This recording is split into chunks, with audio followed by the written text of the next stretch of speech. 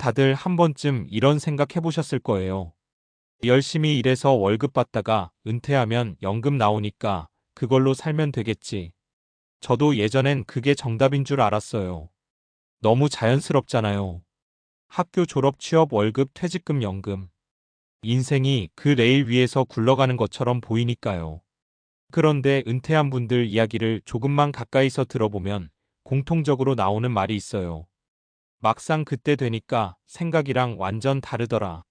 월급은 끊기고 연금은 생각보다 적고 시간은 넘치는데 마음은 불안하고 몸은 예전 같지 않은데 병원비는 하나둘 늘어나고요. 돈이 모자라서 힘든 것도 힘든데 더 무서운 건 앞으로 더 나아질 거라는 기대가 안 든다는 것이에요. 그래서 오늘 이야기하고 싶은 제목 속 이것, 은퇴자들이 정말 공통으로 놓친 한 가지는 뭘까? 저는 단도직입적으로 이렇게 말하고 싶어요. 스스로 현금 흐름을 만들어내는 능력입니다. 월급과 연금의 치명적인 공통점. 월급이든 연금이든 공통점이 하나 있어요. 내가 통제할 수 있는 영역이 아니라는 것이에요. 월급은 회사가 주는 거고 연금은 제도가 주는 거죠. 내가 아무리 성실해도 회사가 어려워지면 끝이고 정책이 바뀌면 액수가 달라져요. 실제로 국민연금만 해도 수령액, 개시 시점, 세금 이야기 계속 바뀌잖아요. 그때마다 개인은 그렇다네요 하고 받아들일 수밖에 없어요. 은퇴 전에는 이게 크게 문제로 느껴지지 않아요. 왜냐하면 매달 월급이 들어오니까요. 그런데 은퇴하는 순간 그 구조의 약점이 한꺼번에 드러나요. 돈이 자동으로 늘어날 수 없는 구조라는 게요. 사례 1. 공무원 연금만 믿었던 김 선배 이야기. 김 선배는 30년 넘게 공무원으로 일했어요. 주변에서도 다들 부러워했죠. 연금 확실하잖아. 노후 걱정 없겠다. 은퇴하고 처음 12년은 정말 괜찮았대요. 아침에 알람 안 맞추고 여행도 좀 다니고. 그런데 시간이 지나니까 문제가 생겼어요. 연금은 매달 비슷하게 들어오는데 지출은 생각보다 줄지 않았던 거죠. 오히려 병원비, 경조사비, 자녀 지원비가 늘었어요. 선배가 가장 힘들어했던 건 돈보다 마음이었어요. 이제 내가 뭘 더 벌 수 있지? 이미 나이는 있고 경력은 공직에만 특화돼 있고 새로 뭔가 시작하기엔 자신감이 없었던 거죠. 그때 선배가 했던 말이 아직도 기억나요. 연금은 월급의 대체가 아니라 최소한의 안전망일 뿐이더라. 돈의 크기보다 중요한 건 흐름. 여기서 많은 분들이 오해를 해요. 그럼 연금이 적어서 문제인 거 아니야? 반만 맞아요.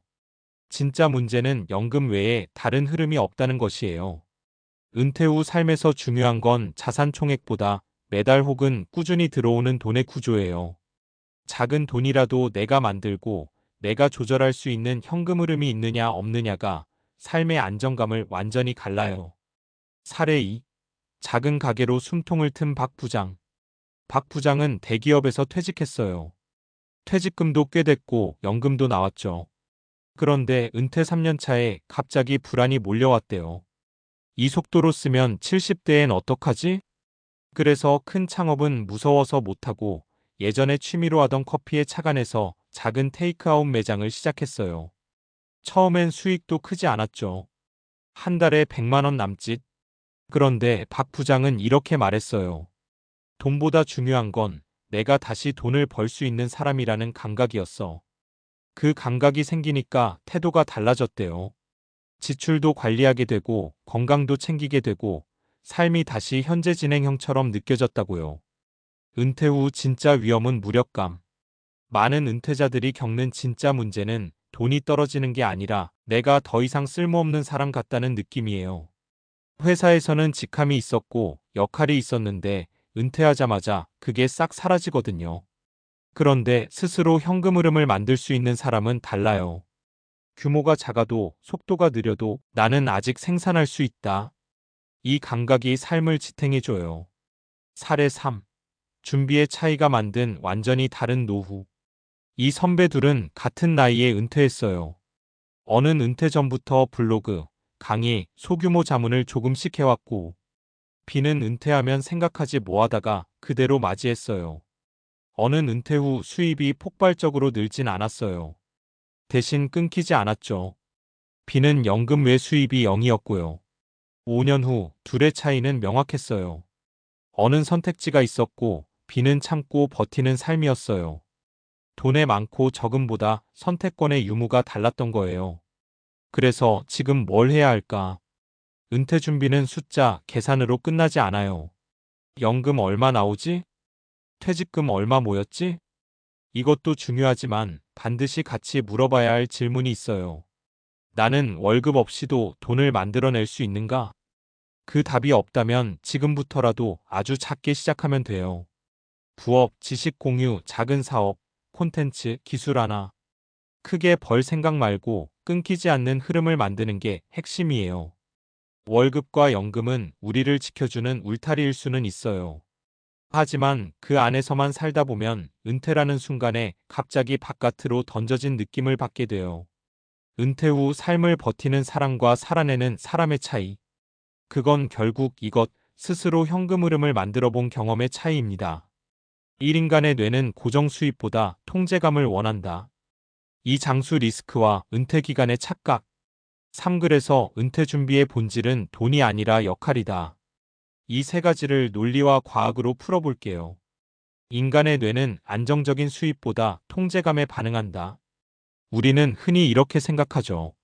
매달 일정한 돈만 들어오면 안정적인 거 아니야?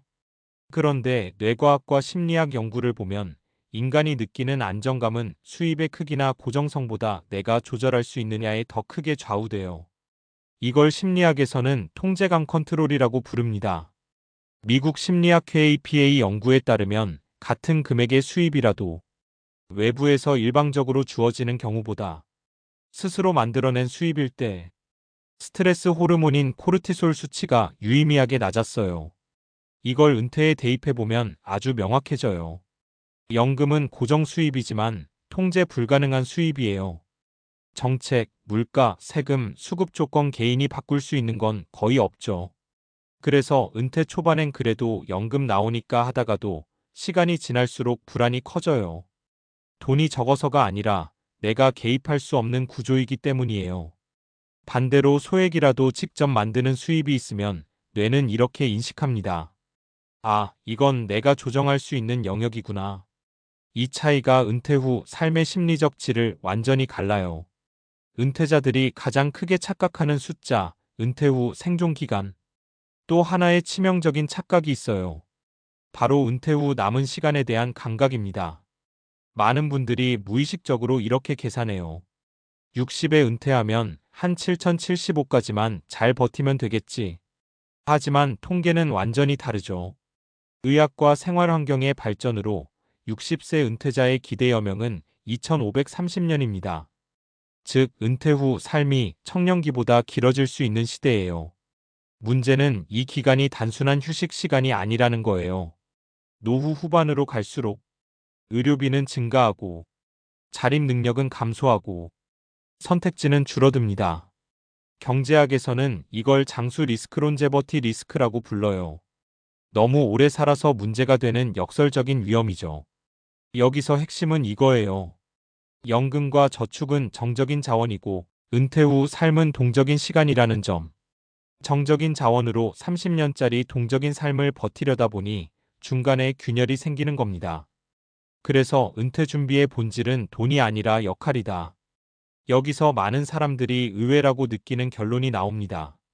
은퇴 준비의 핵심은 사실 돈 그 자체가 아니라 역할놀이예요. 사회학자 로버트 에트칠리는 은퇴 후 적응을 연구하면서 이런 말을 했어요.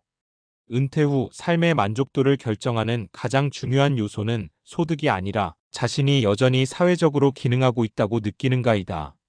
일을 그만두는 순간 우리는 동시에 세 가지를 잃어요. 수입, 소속, 사회적 역할. 대부분은 1번만 대비해요.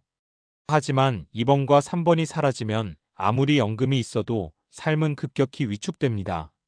그래서 스스로 현금 흐름을 만든다는 건 단순히 돈을 번다는 의미가 아니에요.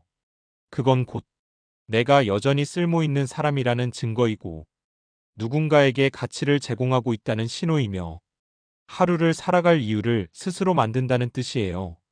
이게 없으면 은퇴 후 삶은 점점 소비만 남은 시간이 되기 쉬워요.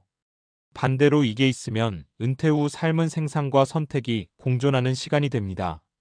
결국 은퇴를 망치는 건 준비 부족이 아니라 방향 착각이다. 많은 은퇴자들이 실패한 게 아니에요. 그저 준비의 방향이 조금 빗나갔을 뿐이죠. 우리는 그동안 이렇게 배워왔거든요. 열심히 모아라, 그러면 편안해진다. 하지만 지금 시대에는 이렇게 바꿔야 합니다. 계속 만들어라, 그러면 선택할 수 있다. 은퇴 후 삶에서 진짜 필요한 건 큰 돈이 아니라, 거창한 사업이 아니라 끊기지 않는 나만의 역할과 흐름입니다. 그리고 그건 은퇴 후가 아니라 은퇴 이전에 아주 작게라도 만들어 본 사람만이 가질 수 있어요.